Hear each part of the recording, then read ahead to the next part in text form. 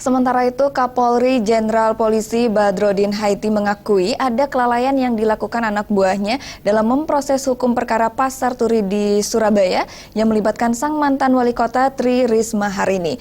Menurut Kapolri, ada keterlambatan yang dilakukan anak buahnya dalam menertibkan surat perintah penghentian penyidikan atau SP3.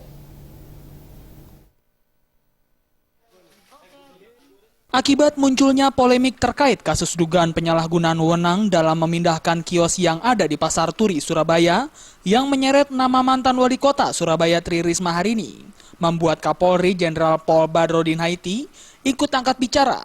Kapolri pun mengakui ada kelalaian yang dilakukan anak buahnya dalam memproses hukum perkara kasus tersebut.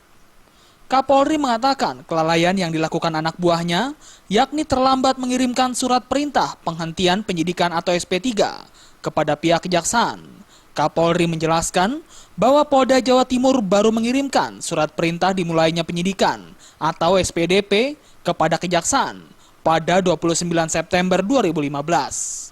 Padahal saat itu Polda Jawa Timur sudah bersiap menerbitkan SP3. Akibat keterlambatan ini, Risma pun ditetapkan sebagai tersangka. Menurut Kapolri, keterlambatan ini karena alasan teknis akibat pergantian Direktur Kriminal Umum Polri